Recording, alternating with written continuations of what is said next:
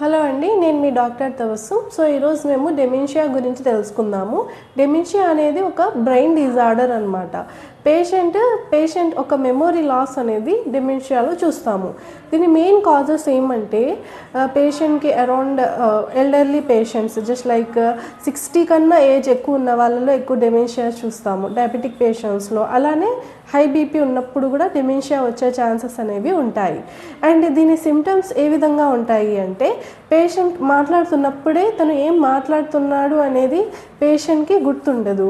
అలానే time and ప్లేస్లో కూడా కన్ఫ్యూజన్ ఉంటుందన్నమాట. జస్ట్ లైక్ తను ఏ ప్లేస్లో ఉన్నారు, ఇప్పుడు ప్రెజెంట్ టైం ఎంత అవుతుంది, అది కూడా ఐడెంటిఫై చేయడానికి పేషెంట్కి ఇబ్బందిగా ఉంటుంది. అదేవిధంగా ఫ్యామిలీ మెంబర్స్ని కూడా ఐడెంటిఫై చేయడంలో పేషెంట్కి ఇబ్బంది ఉంటుందన్నమాట. సో ఇలాంటి కండిషన్స్లో పేషెంట్ ఫ్యామిలీ చాలా సపోర్టివ్గా ఉండాలి. సో ఇలాంటి డెమెన్షియాకి ప్రాపర్ క్యూర్ అనేది ఉండదన్నమాట. బట్ మేము ఈ సిమ్టమ్స్ని కొంచెం కంట్రోల్ చేసుకోవచ్చు అలాంగ్ విత్ మెడికేషన్స్.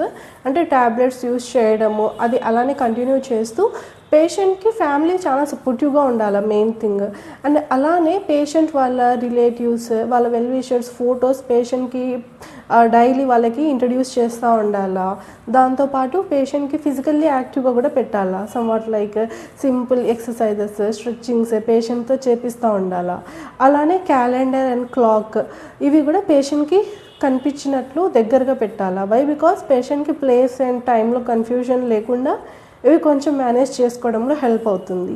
అండ్ అలానే పేషెంట్కి ఈ డెమెన్షియా ఉన్న పేషెంట్స్కి కేర్ చేస్తున్నప్పుడు చాలా పేషెంట్స్ పెట్టుకొని చాలా లవ్తో వాళ్ళకి కేర్ చేస్తే వాళ్ళు కొంచెం వాళ్ళు రికవర్ అవ్వడంలో హెల్ప్ అవుతుంది.